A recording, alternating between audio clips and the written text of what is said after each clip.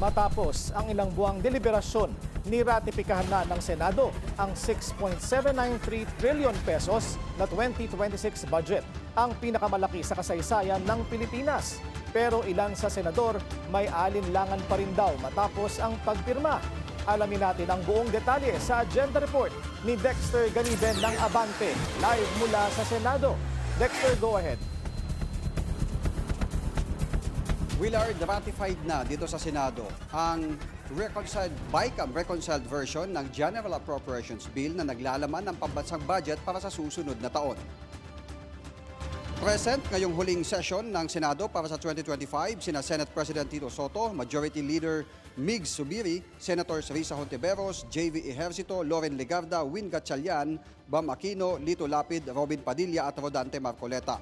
Sa mga present dito, bumoto ng no para sa ratifikasyon sina Senator Rodante Marcoleta at Robin Padilla.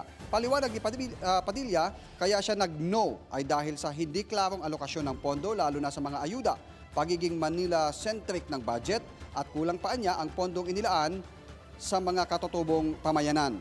Bumoto naman ng yes na mayroong reservations o pag-aalinlangan sina Senators JB Ejercito, Ontiveros at Legarda. My reservation arises from the steep rise in the budget allocated for the MAIFIP, which has doubled compared to the amount requested in the National Expenditure Program. I initially raised this concern through my written manifestation during the bicameral conference.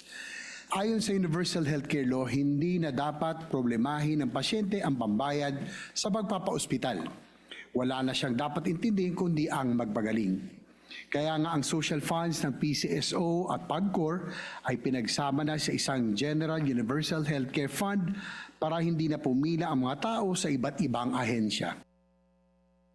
My vote is yes for the BICAM version of the 2026 national budget, even as I have serious reservations about unprogrammed appropriations and other issues.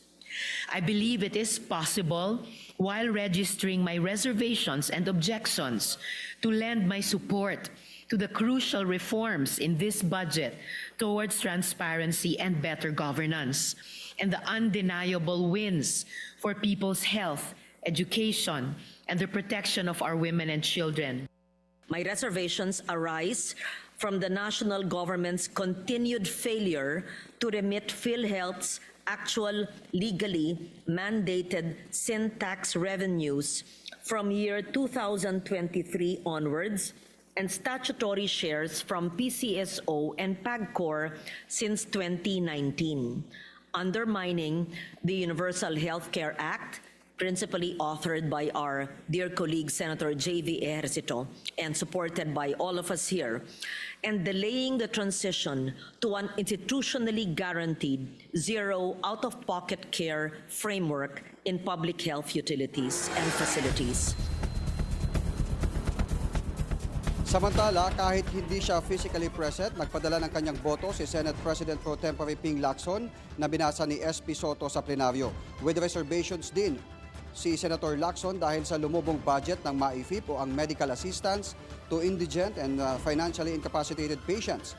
Nagpadala rin ng kanyang authorization para magamit ang kanyang electronic signature sa ratification itong si Senator Kiko Pangilinan at tulad ni Lacson, yes with reservations din si Pangilinan.